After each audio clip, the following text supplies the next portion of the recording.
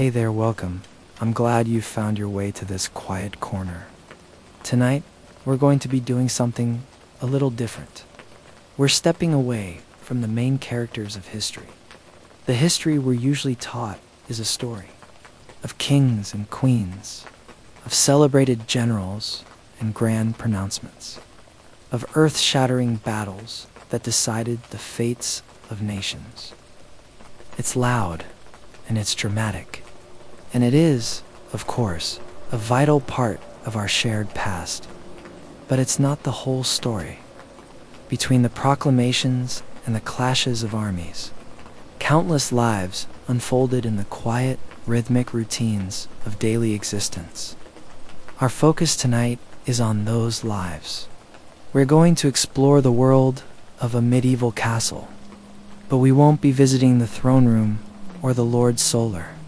Instead, we'll be walking the cold stone corridors in shoes that are not our own, feeling the immense weight of the walls from the inside, but from the perspective of everyone else. The guards, the masons, the cooks, the servants, the smiths, the vast majority of people whose names are lost to time, but whose hands built and maintained that world. We're going to try to feel what they felt, to see what they saw, and to understand the texture of their days. If this kind of calm, slow history helps you unwind, feel free to like the video and subscribe. But only if it genuinely brings you peace. There's no pressure here. I'd love it if you would let me know in the comments where you're listening from and what time it is right now. It's always strangely comforting to see who's out there in the quiet of their own night or day, falling asleep to the same quiet story. It connects us, just for a moment, across the darkness. So dim the lights. Turn on a fan if you like that soft background hum. Settle in, get comfortable, and let's begin.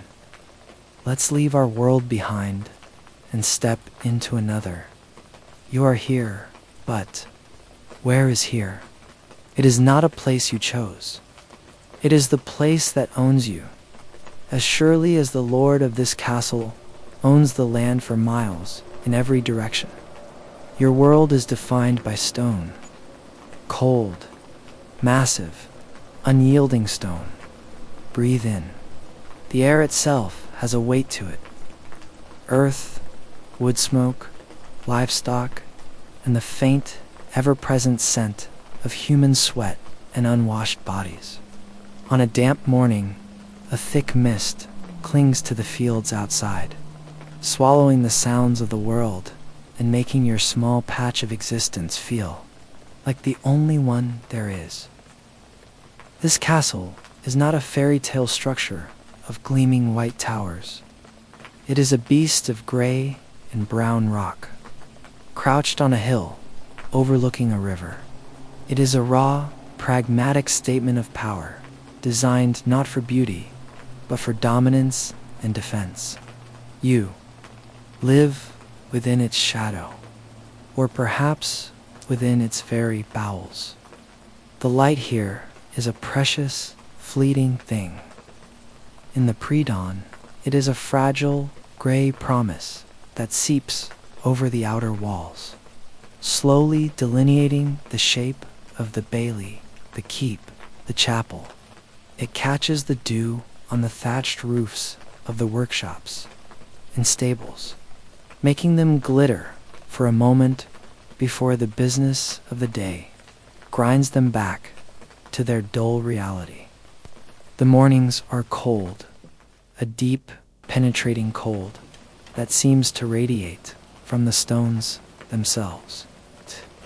It lives in your bones. You feel it in your joints as you first stir from sleep.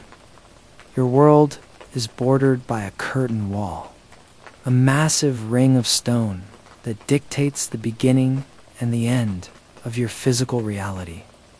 You rarely, if ever, travel beyond it. To you, the world Outside is a place of rumor and fear. A dense, dark forest presses in on one side. A place of ancient trees whose canopy is so thick that sunlight struggles to reach the floor. It's a place of wolves, of outlaws, and perhaps of things far older and less natural. On the other side, the land slopes down to a slow, muddy river that serves as a moat on one flank and a trade route for the Lord's barges on the other. You see the flat-bottomed boats moving sluggishly downstream, laden with wool or timber, and you wonder, briefly, where they go. But it is a detached curiosity, the way one might wonder about the migration of birds. It has nothing to do with you.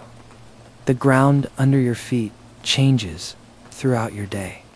In the outer bailey, it is a churned morass of mud, straw, and animal droppings. The passage of heavy carts, the shod hooves of war horses, and the constant traffic of hundreds of people have turned it into a thick, odorous soup. Especially after a rain, you learn to walk with a specific, careful gait to avoid losing a shoe or taking a fall. Closer to the keep, there are pathways of rough-hewn flagstones, slick with moss in the shaded corners and worn smooth over decades by countless feet like your own. They are uneven, and you know their every dip and rise by heart. The feeling of these stones under your thin leather soles is as familiar to you as the calluses on your own hands. The sounds of this place are a constant, unchanging symphony. The day begins with the crowing of a rooster, followed shortly by the solemn, authoritative clang of the chapel bell, calling the devout to matins. Then the sounds of labor begin to swell, the rhythmic clang, clang, clang of the blacksmith's hammer from his smoky workshop near the gate. The grating shriek of a cartwheel that needs grease. The shouts of men, the sharp orders of the steward, the distant rumbling laughter of the garrison soldiers. These sounds are the pulse of your world. They tell you the time of day, the season, the mood of the castle. There is no true silence. Here, not even in the dead of night, the wind is a constant presence, whistling through the arrow slits in the towers, a low, mournful moan that seems to be the voice of the castle itself. It carries whispers and fragments of conversations across the yard. You hear the stamp and snort of a horse in the stables, the cry of a baby from a nearby hovel, the lonely footfalls of a guard on his patrol along the wall walk above. The castle is a living thing, and it never truly sleeps. You feel a constant sense of being watched, of being enclosed.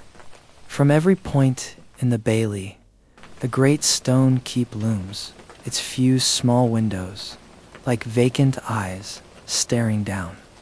It is a constant reminder of the power that governs your life.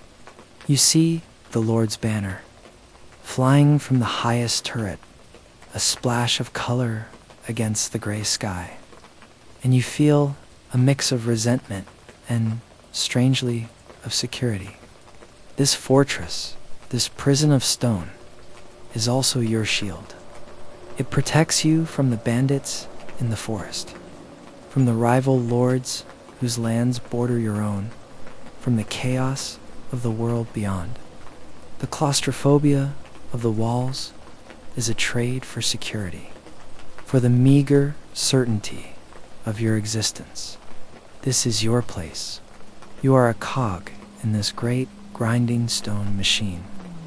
The light changes, the seasons turn, but the castle remains, and you remain within it. This is your shelter. Do not think of it as a home in the way you might understand that word now. It is not a place of comfort or self-expression. It is a functional space, a hovel, a mere pocket of existence, carved out of the larger organism of the castle.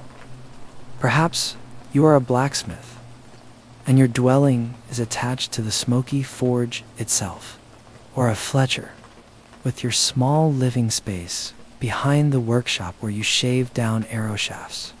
Or maybe you are a simple laborer, a groom, or a laundress, and you have been allotted a space in a long, low, timber-framed building that leans against the inner side of the curtain wall, a structure shared by a dozen other families. Let's step inside. You have to duck your head to enter through the low doorway, which is covered not by a solid wooden door. Those are for the higher ranking inhabitants, but by a thick, greasy wool blanket or a piece of heavy hide, meant to keep out the worst of the wind and rain. It does a poor job of both. The first thing that strikes you is the darkness. There are no windows. Glass is a luxury beyond imagining. At best, there is a small, high opening in the wall, a wooden shutter that you can prop open on a dry day, too. Let in a sliver of light and a breath of air, but mostly you keep it closed against the cold and the damp. The interior is illuminated by the faint, flickering light of the central hearth, if you are lucky enough to have one. The floor is packed earth. It is cold, perpetually damp and uneven. Over the years, rushes have been laid down and trodden into the dirt, mixing with spilled food, dirt from the outside, and other refuse, creating a strange, slightly springy, and odorous surface. The air is thick with the smell of wood smoke, of unwashed bodies, of damp wool, and the lingering scent of whatever was cooked last. The smoke from the hearth has no proper chimney. It is supposed to find its way out through a small hole in the thatched or sod roof.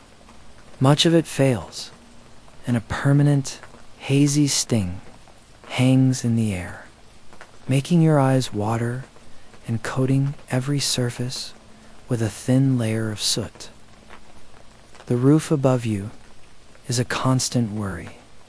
It is a lattice of branches and timbers covered in thatch or turf. It leaks. During a heavy rain, you know the specific spots where the drips will begin, and you arrange your meager belongings to avoid them. The sound of water slowly, steadily, plink, plink, plinking into a clay pot is a common sound of the night. This is a single room. You are born, you live, you eat, you sleep, and you will likely die in this one small space that does not exist for you. You share this room with your family, your spouse, your children, and perhaps an elderly parent. At night, you all sleep together, a huddle of bodies seeking warmth. Look around at your possessions. There are not many. Against one wall is a rough-hewn wooden chest. This is your most valuable piece of furniture. It holds everything you own that has any worth. A spare wool tunic, a small knife passed down from your father, a few strips of linen for bandages. It has a simple iron lock, a testament to its importance. Your bed is a sack of coarse clotha, palast stuffed with straw or dried leaves. It lies on the floor in the driest corner of the room. The straw rustles and crackles every time you move, and it is home to fleas and other small creatures. The blanket that covers you is a single piece of rough, scratchy wool. It is heavy, greasy, with the oils from your skin, and smells faintly of lanolin and smoke. It keeps you from freezing, but it offers little in the way of comfort. You own a few essential tools, and your life depends on them. If you are a woman, your tools might be a spindle and whirl for spinning thread, a bone needle for mooring, and a large iron cauldron that sits over the hearth. This cauldron is the heart of your domestic life. Into it goes everything: water, grain, vegetables, scraps of meat, if you are fortunate. You know its weight intimately, the way the iron handle grows hot, the specific scrape of your wooden spoon against its bottom. If you are a man, your tools are likely those of your trade. A blacksmith has his hammers, his tongs, his anvil. A carpenter has his axe, his adze, his saw. A mason has his chisels and mallet. These are not personal hobbies. They are extensions of your body, the means by which you earn your daily bread and justify your existence within these walls. You feel their weight in your hands more often than you feel the hand of your own child. You know their balance, their flaws, the way a handle is worn smooth to fit your grip. When a tool breaks, it is a catastrophe. It must be repaired, no matter the cost, for without it, you are useless. There's a simple wooden stool, perhaps two, a rough planked table, unsteady on its legs, a few clay pots for storing water or grain, a wooden bucket. That is all. Every object is there for a reason. There is no decoration, no sentimentality. An item that does not serve a purpose is an item that cannot be afforded. These objects are not beautiful. They are worn, stained, and often broken and repaired, but they are yours. You maintain them, you protect them, because in this world of stone and servitude, they are the small, tangible anchors of your life. This shelter, with its smells and its darkness, and these tools, with their familiar weight and texture, are the sum total of your physical world. This is what you do. Your life is measured not in hours, but in tasks. Your master is not the clock, for you do not own one. Your masters are the sun, the bell, and the gnawing in your stomach. The rhythm of your day is the rhythm of work, a relentless, repetitive cycle that begins before the sun has fully risen and ends long after it has set. You wake in the cold, gray dark. The first sound is the chapel bell, a call to prayer for the Lord and his family.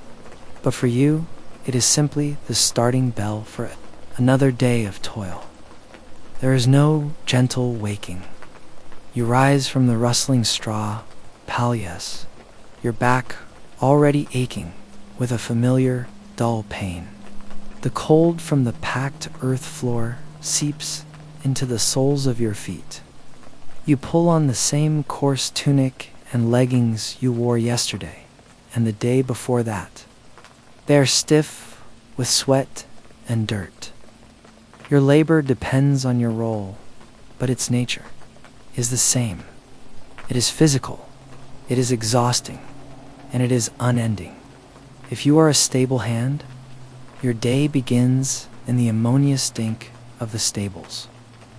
The great war horses of the knights and the Lord's own palfrey are more valuable than you are, and they are treated with far greater care. Your first task is to muck out the stalls.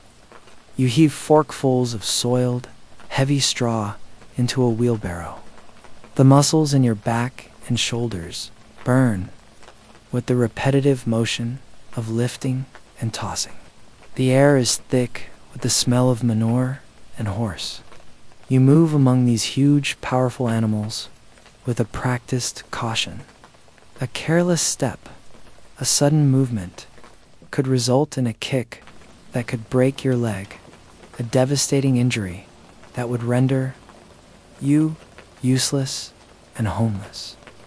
After mucking out, you haul buckets of water from the well in the bailey. The rope is rough and bites into your hands. The wooden buckets are heavy, and the water sloshes over the sides, soaking your leggings and chilling you to the bone. You spend the rest of the day currying the horses, their coarse hair filling the air, brushing their coats until they shine, cleaning and oiling the expensive leather of their tack. The work is monotonous. Your mind drifts, but your hands never stop moving. If you are a woman, perhaps a laundress, your day is spent by the river or at large wooden troughs filled with cold water. You collect the lords' and ladies' soiled linens, a mountain of fabric that seems to regenerate itself overnight. Your hands are perpetually submerged in freezing, lye-infused water. Lye is caustic. It cracks your skin, leaving it red and raw, and the sores rarely have a chance to heal. You beat the clothes against stones or with a wooden paddle. The rhythmic thwack, thwack, thwack echoes for hours. You wring out the heavy, waterlogged sheets and tunics, your wrists and forearms, screaming with the strain. Then you haul the massive, damp bundles to the washing lines or spread them over bushes to dry, hoping the sun is strong enough and the rain holds off.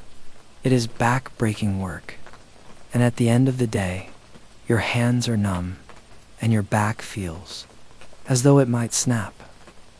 If you are a blacksmith's apprentice, your world is one of fire, sweat, and noise. You work the bellows, a mindless yet physically demanding task. You pump the long wooden handle up and down, forcing air into the forge, making the coals glow with a terrifying, white-hot intensity. The heat is immense. It blasts your face and chest, and the sweat pours from you, stinging your eyes. Your master, the smith, shouts orders over the deafening ring of his hammer against the anvil. You learn to read his movements, to anticipate the need for a tool, to be ready with the heavy sledgehammer for the moments that require two sets of hands. A misstep, a moment of inattention, could mean a splash of molten metal, a devastating burn that will scar you for life. Your arms ache, your ears ring, and by day's end, your face is black with soot, your throat raw from the smoke. This is the nature of your existence. There is no career advancement. There is no weekend. There are holy days, saints' days, when the work might lessen, but it never truly stops. The animals must still be fed. Water must be fetched. Meals must be cooked. The work is a physical reality that grinds you down day by day. You get splinters in your hands that fester. You develop a permanent ache in your lower back. Your knees creak. Your body becomes a map of your labor, etched with scars, calluses. In the stoop of perpetual exertion, the sun crawls across the sky. You do not watch it. You feel its position by the heat on your neck, or the length of the shadows in the bailey. The noon bell rings, signaling a brief respite. You stop, but you do not rest. You sit on a stone or lean against a wall and eat your meager meal of bread and cheese, your body still humming with the effort of the morning. Then it is back to the same task. Dot, The afternoon wears on, the monotony so profound that your mind goes to a place of blankness. You are your hands. You are your back. You are the tool you wield. You are the effort. And when the sun finally begins to dip below the wall and the evening bell sounds for vespers, you are not relieved. You are simply depleted. You trudge back to your hovel, your body screaming with fatigue, to eat a meager supper and fall into a heavy, dreamless sleep, knowing that the bell will ring again in the gray dark, and you will do it all over again. This is what you eat. Of it as dining. Think of it as fueling a machine that is required to perform work. Food is not a source of pleasure, variety, or social gathering in the way one might imagine. It is a daily problem, a constant gnawing anxiety that is, at best, temporarily solved. Your life is a continuous battle against hunger. The centerpiece of your diet, the substance that fills your belly day in and day out, is pottage. Do not picture a rich, savory stew. This is a humble, utilitarian gruel. It begins with a base of water, heated in the single iron cauldron over the open hearth. Into this goes a handful of oats, barley, or rye, whatever grain is cheapest and most available. It is boiled slowly for hours until it breaks down into a thick, grayish sludge. This is the canvas. To this, you add whatever else you can get. On a good day, this might mean a few chopped vegetables from the small garden plot you are allowed to tend just outside the castle walls. Onions, certainly. The sharp, pungent flavor of an onion can cut through the blandness of the grain. A few carrots or parsnips pulled from the earth, gritty and sweet. Cabbage, boiled until it is limp and translucent, releasing its sulfurous smell into the already thick air of your home. These are your luxuries. Herbs are a blessing, sprig of thyme, or sage, foraged from a patch near the walls, can transform the pottage from mere sustenance into something approaching a meal. But often, there is nothing else. The pottage is just grain and water, a tasteless, pulpy mass that you eat because you must. You eat it with a spoon carved from wood or horn, or more likely, you sop it up with your bread. Ah, the bread. This is the second pillar of your diet. It is not a light, airy loaf. It is a dark, dense, and heavy round of bread, often called maslin bread. It's made from a mix of rye and wheat, or sometimes rye and barley. The flour is coarsely ground, full of bran and grit. The bread is baked not every day, but perhaps once a week in the castle's communal ovens. By the time you eat it, it is hard and stale. This is not seen as a flaw, it is a feature. A stale loaf is less likely to mold, and its hardness forces you to chew it slowly, making it feel more substantial than it is. You gnaw on a hunk of it, or you use it as your primary eating utensil, tearing off pieces to scoop the pottage from your rough-fired clay bowl. The act of eating it is itself a form of labor for your jaw. Protein is a rare and precious commodity. You might see sides of beef and venison being hauled into the lord's kitchens, the smell of roasting meat wafting from the keep, a scent so rich and tantalizing it makes your stomach ache with longing. That is not for you. Your protein comes in meager, infrequent portions. Perhaps once a week, the steward doles out a ration of salted fish, cod or herring, preserved in barrels of salt. The fish is so salty it must be soaked in water for hours before it is even remotely palatable.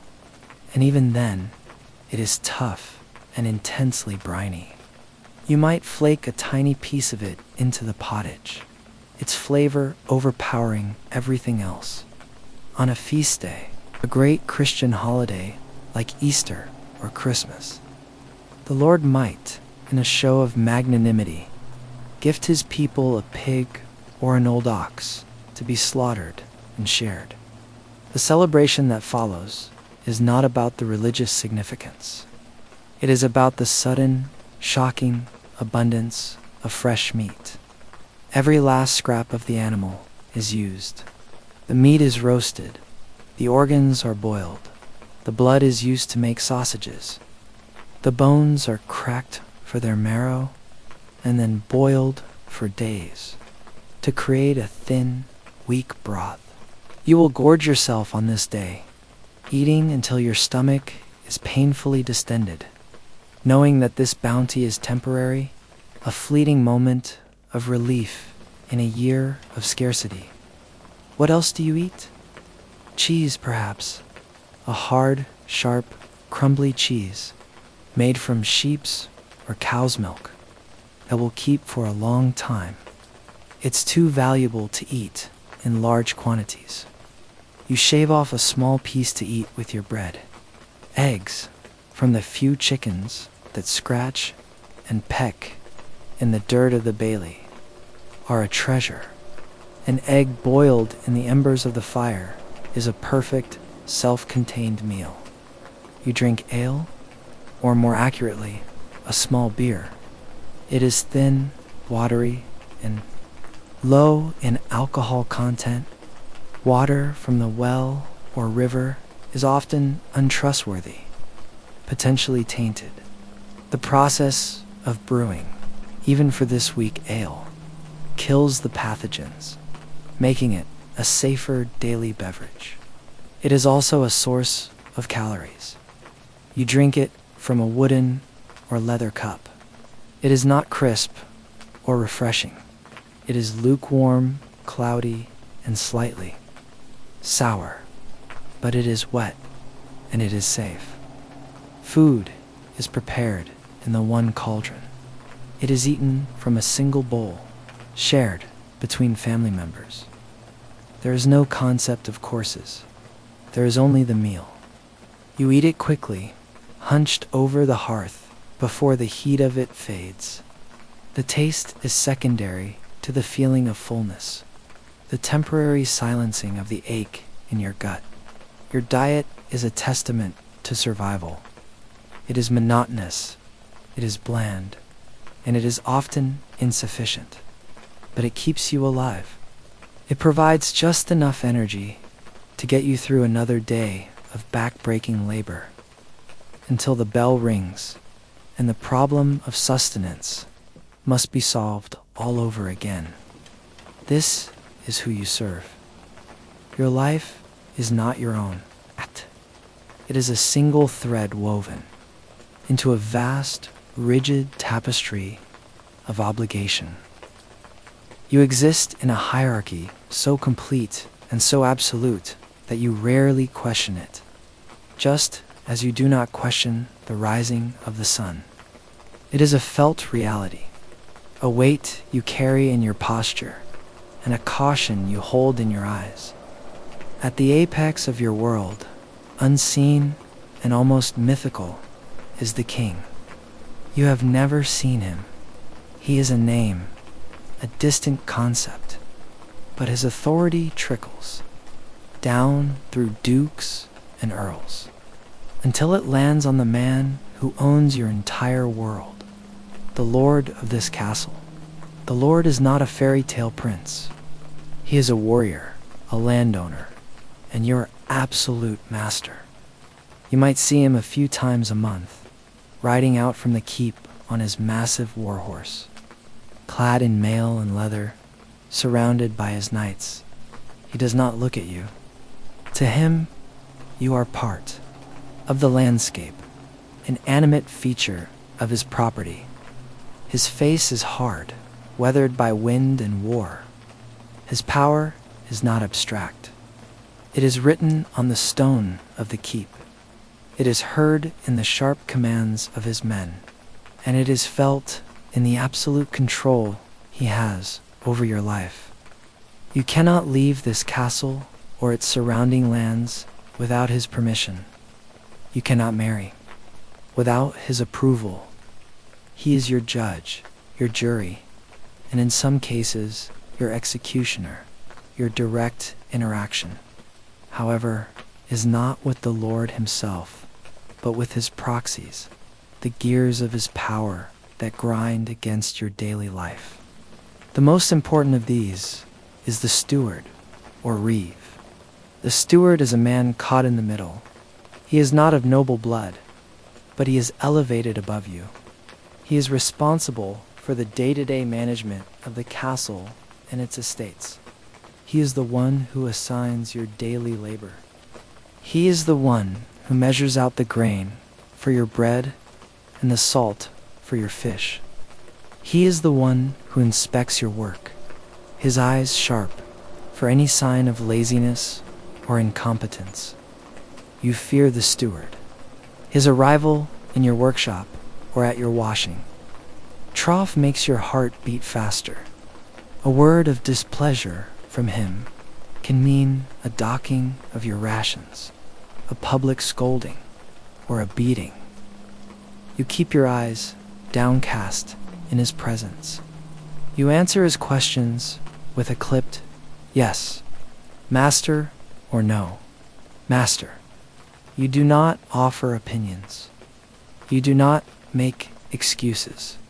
His face is a mask of grim efficiency. He carries a ledger, or perhaps just a tally stick, and in his mind, you are a number, a resource to be managed, a cost to be minimized. He represents the cold arithmetic of your servitude. Then there is the garrison, the menaderms who enforce the Lord's will. They live in a barracks near the gatehouse. They are rough men, often bored and looking for distraction. You try to avoid them. Their laughter is loud and mocking. They see you as beneath them, a source of amusement or contempt. They have the power of casual violence. A shove, a trip, an insult to you have no recourse. To fight back is to invite a beating that could leave you crippled. The women, in particular, walk with a constant, low-level fear of their unwanted attention, of a coarse remark or a rough hand. The soldiers are a constant physical reminder that this castle is a military installation and you are merely a civilian asset within it. Their presence ensures order, but it is the order of the cage, and there is the priest. Different kind of authority, the authority of God. We will speak more of this later, but in the social structure, he holds a unique position. He is often the only literate man you know. He holds the keys to salvation, a concept both terrifying and comforting. He is the one who baptizes your children, who hears your mumbled confessions, who will preside over your burial. You owe him a tithe, a tenth of your meager earnings or produce. This is not a voluntary donation. It is a tax, as unavoidable as the Lord's due. The priest might be a kind man, or he might be stern and distant, but his power is immense, for he governs the fate of your immortal soul. This power manifests in your daily life in countless ways.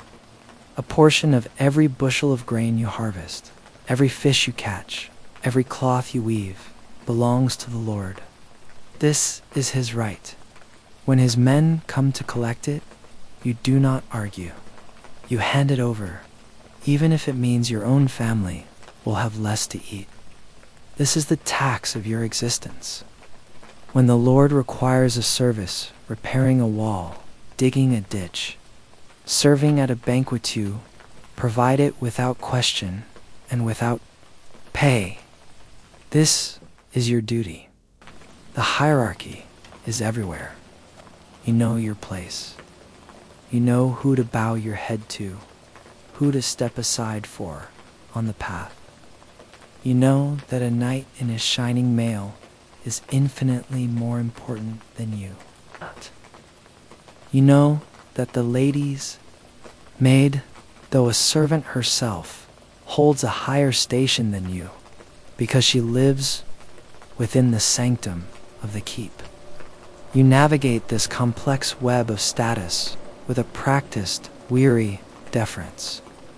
It is the only way to survive. Your servitude is not a contract. It is a condition of birth, as immutable as the stone walls that surround you.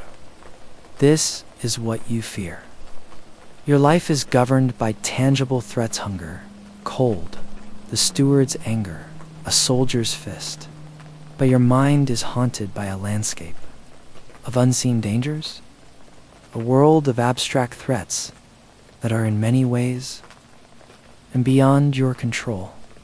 Your understanding of the world is not based on science or medicine. It is a tapestry woven from folklore, superstition, and religious doctrine.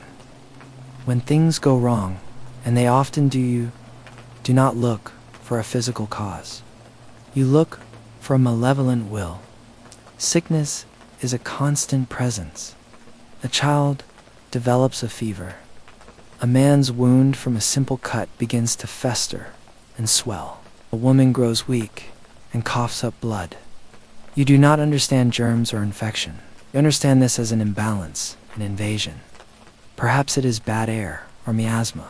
You believe that foul smells, the stink of the latrine pit or the swampy ground by the river, can carry disease. You hold a sprig of lavender or rosemary to your nose when passing a foul-smelling area, hoping its pleasant scent will ward off the invisible poison in the air. Or perhaps the sickness is a punishment from God. You search your memory, or the memory of the afflicted, for some sin, some transgression that might have angered the divine. Did you miss a prayer? Did you have an impure thought? Did you fail to give proper thanks for your meager meal? The guilt and the fear become intertwined. The illness is not just a physical ailment. It is a spiritual crisis. And then there are the other, older fears. The fears that predate the church and its priests. Fears that whisper from the dark woods and the deep shadows of the castle itself. You believe in the evil eye, the malachio, the belief that a person's envy or malice can be projected through their gaze, causing misfortune, illness, or even death. A neighbor whose cow has gone dry might blame the jealous stare of another. If your child suddenly falls ill after being praised by a stranger, you immediately suspect they have been cursed. To ward it off, you carry a charm, a piece of red coral, a specially knotted cord, or a small metal hand gesture hidden in your pouch. You teach your children to be wary of excessive compliments. The night is the domain of these fears. The profound darkness, broken only by the moon or a flickering tallow candle, is not empty. It is filled with unseen things. You believe in ghosts. The spirit of a man who died unjustly might haunt the battlements where he fell. The ghost of a woman who died in childbirth might wail in the corridors at night. You hear a strange noise, the creak of a floorboard, the whisper of the wind through a keyhole, and your heart freezes. It is not just the wind. It could be a lost soul trapped between this world and the next. Local spirits, the Genii Loci, are also a part of your reality. You believe that certain places have their own indwelling spirits.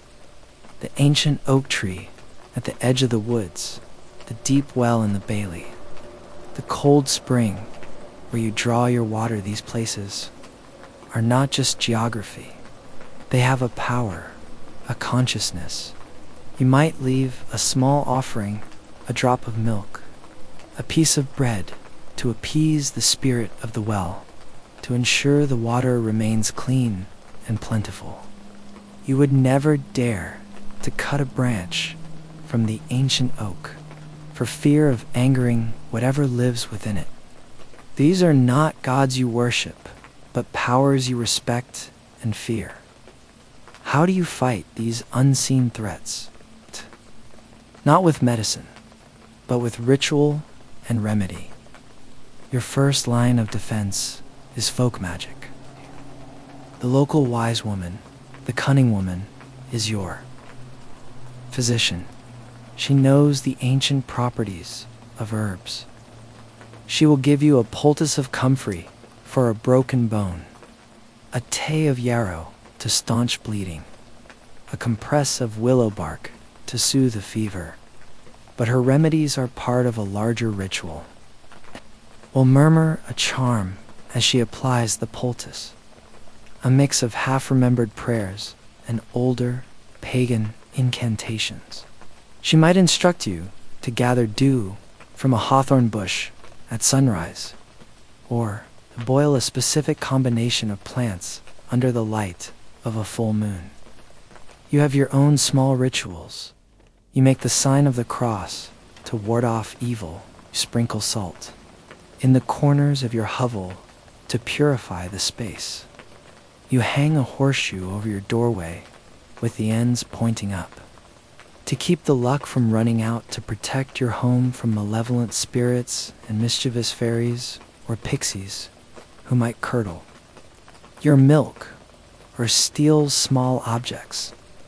Dreams are not random firings of the brain. They are messages. A dream of falling might be a warning of a coming misfortune. A dream of a dead relative might be a visitation, a piece of advice from beyond the grave. You share your dreams in hushed tones in the morning, trying to decipher their meaning, to glean some hint of what the future holds, or what the unseen world is trying to tell you. This psychological landscape is as real to you as the stone walls of the castle. It is a world where malice is a tangible force, where the air can be poisoned with ill will, and where every shadow might hold a waiting entity. The fear is a constant low hum beneath the surface of your daily life. It explains the unexplainable. It gives a name to the random cruelty of fate, and it provides a set of rituals that give you a small, fragile sense of agency in a world that is fundamentally beyond your understanding or control. This is how you rest. Nightfall is not a gentle transition. It is a shutting down, a closing in. As the sun sinks below the horizon, a profound and heavy darkness floods the world. There is no switch to flip, no button to press. The arrival of night is the arrival of a different realm, one governed by cold, silence, and the unseen. The last of the day's light lingers for a short while, a deep, bruised purple that silhouettes the keep and the towers against the sky. In the Bailey, activity ceases with a startling swiftness. Torches are lit only at key strategic points by the main gate on the wall walk where the guards patrol. Their flickering, resinous light creates small, lonely islands of orange in a vast ocean of black. They sputter and hiss, casting long, dancing shadows that twist familiar shapes into monstrous forms. For you, in your humble dwelling, there is no such luxury. Your only light might be the dying embers of your cooking fire, glowing a dull, pulsing red in the center of the room. Or perhaps you have a single tallow candle made from rendered animal fat that you can afford to burn for a short while. It gives off a greasy, unpleasant smell and a weak, wavering light that barely pushes back the oppressive darkness at the corners of your hovel. The world grows quiet, but it is not a peaceful silence. The familiar sounds of daytime labor, the hammering, the shouting, the grinding of wheels are gone. In their place, a different set of sounds emerges. You hear the howl of the wind, a lonely and mournful sound as it whips around the stone walls. You hear the distant barking of a dog, the stamp and snort of a horse in the stable, the mournful hoot of an owl in the nearby woods. Every creak of your small shelter's timber frame, every rustle in the thatch above, is amplified in the stillness. It is easy to imagine these sounds are something else, something moving just beyond your wall. The cold deepens. The stone of the castle, having absorbed the chill of the night, radiates it back into the air. The damp from the earth's floor seems to creep up your legs. The fire, if you have one, is banked for the night, covered with ash to preserve the embers until morning. It offers no warmth now. The only source of heat is other bodies. Your primary connection to this vast spiritual structure is the castle, chapel, and the local priest. The chapel itself is a place of awe. It may be small, but compared to your dark, smoky hovel, it is a space of wonder. It is built of stone, and the air inside is cool and smells of incense and old wax. Light, a precious commodity everywhere else, streams through a high window, perhaps even with a small piece of colored glass, creating a shaft of dusty, holy light. At the front is the altar covered in a clean linen cloth, upon which sit the sacred vessels of brass or even silver. This space is different. It is quiet. It is God's house, and you feel your own insignificance within it. You attend Mass on Sundays and on the many holy days. You stand in the back on the stone floor. The service is conducted entirely in Latin. You do not understand the words. The priest, his back to you for most of the ceremony, chants in this mysterious holy tongue. The words wash over you like an incantation. Their power, you believe, is not in their meaning, but in their sound, in the very act of their utterance. You know when to kneel, when to stand, when to make the sign of the cross, following the cues of those around you. The ritual is familiar, its rhythms a comfort, even if its language is a barrier. The most important moment is the elevation of the host, when the priest holds up the consecrated wafer of bread. You believe with absolute certainty that this is the physical body of Jesus Christ. You gaze upon it with a mixture of terror and hope. This is your most direct encounter with the divine. The priest is the intermediary. He is the man who can speak the holy language, who can read the sacred texts, who holds the power to forgive your sins. Your relationship with him is one of deference and fear. You confess your sins to him in the dark of the confessional, whispering your transgressions. I had a hateful thought about my neighbor. I stole a handful of grain.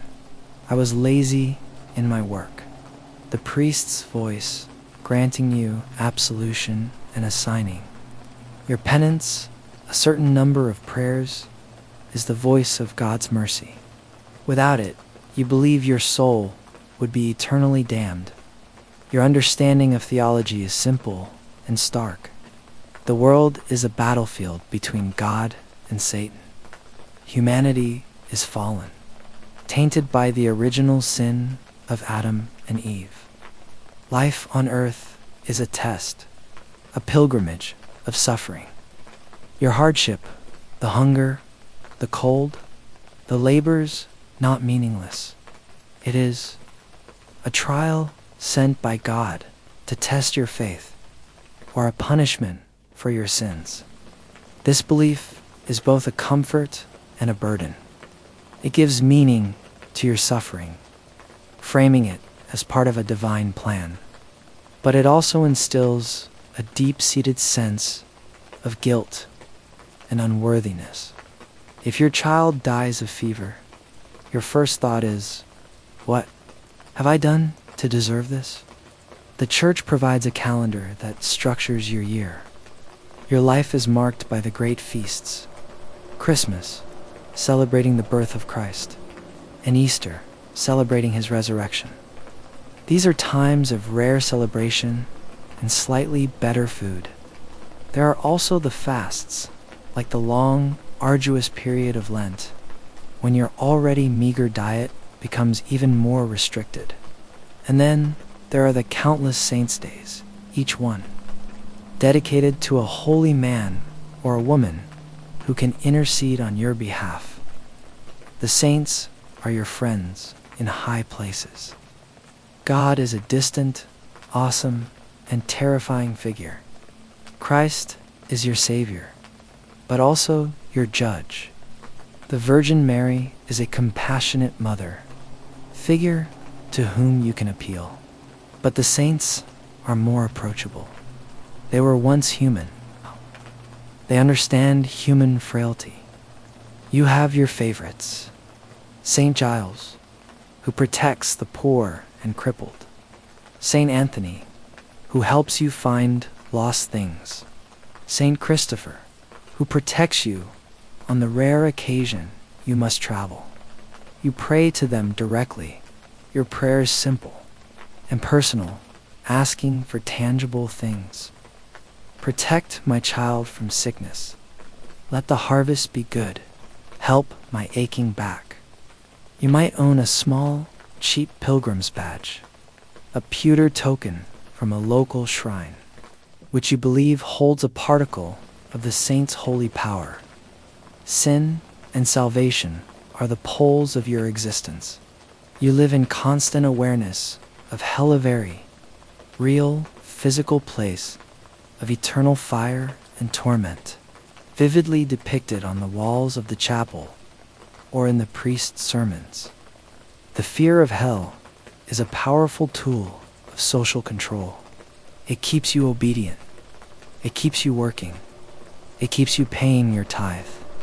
Your only hope is salvation, the promise of an afterlife in heaven where there is no hunger, no cold, no pain. This promise is the ultimate consolation. It is the belief that your suffering on this earth, if endured with faith and piety, will be rewarded with an eternity of bliss. This spiritual structure is a cage and a comfort. It demands your obedience, your money, your fear. It reinforces the earthly hierarchy, teaching you that the Lord's power is divinely ordained. But it also provides a framework of meaning for a life of hardship. It offers ritual, community, and the profound, desperate hope that your short, brutal life is not the end of your story. So we stand here. At the end of this long day, this long year, this long life, we have felt the cold of the stone, the ache of the labor, the gnawing of the hunger, the weight of the fear, and the oppressive presence of both God and the Lord. And looking back at this existence, a single overwhelming question emerges. Why did you not revolt?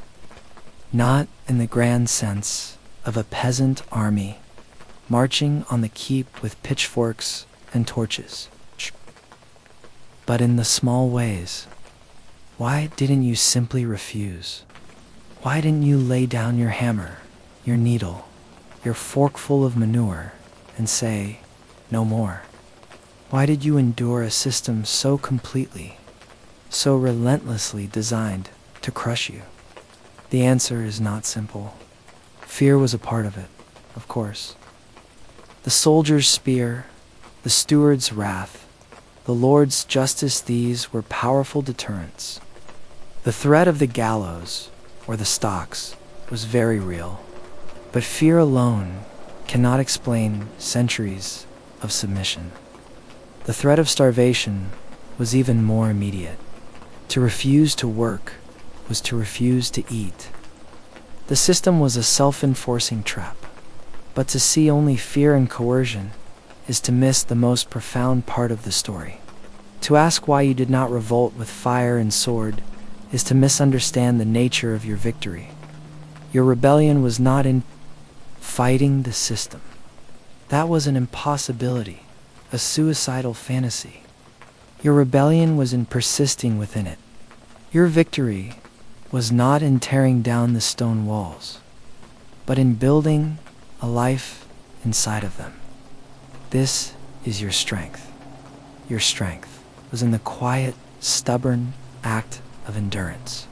It was in waking up day after day, in the cold and the dark, and choosing to face the labor once more. Not with a smile, not with hope for a better future, but with a grim, profound determination to simply continue. Your rebellion was in the act of creation. It was in the hands of the blacksmith who, in the midst of his toil for the Lord's war machine, also forged a simple, sturdy hinge for a neighbor's chest, an act of community. It was in the hands of the laundress, whose own skin was raw, from the lie yet who carefully mended a tear in her child's tunic, an act of love. Your victory was in the preservation of your own humanity. In a world that treated you as a resource, as livestock, you insisted on being human. You found your strength in the sharing of a crust of stale bread with someone whose hunger was greater than your own. You found it in the whispered story told to a child in the dark, a small moment of magic and escape. You found it in a song sung low while working, a melody passed down through generations, a thread of beauty in a landscape of gray utility. You did not have the luxury of political ideals. Your world was too small, too immediate for that. Your resistance was personal, not ideological. It was the simple, monumental act of raising a child in an unforgiving world. It was in teaching that child your skills, in passing down your meager knowledge, in ensuring that your line, your blood, your memory would continue. To bring a new life into this world of hardship was in itself the ultimate act of defiance against a system that devalued your own. It was a statement that you mattered. You found strength in the small, shared moments of grace, the brief warmth of the sun on your face during the midday break, the taste of a wild berry found by chance, the rare, genuine laughter shared with a friend over a cup of weak ale. These were not grand joys, but they were enough. They were anchors in the storm. So how did you endure? You endured because your spirit, while burdened, was never fully broken. You endured because you carved out a space for humanity in the cracks of an inhuman system. Your triumph was not written in the histories of kings and battles. It was written in the calluses on your hands, in the lines on your face, in the children who survived because of you. Your rebellion was your survival, and your survival was your victory. It was a quiet, somber, and profoundly human triumph. The greatest testament to your life is not a monument of stone, but the simple, staggering fact that against all odds, you lived it. And in living it, you laid the foundation for every life that would come after. You were the root, deep and tenacious, that held fast in the stony soil, allowing the great, complex tree of the future to eventually grow. And for that, you deserve not our pity, but our deepest, most profound respect.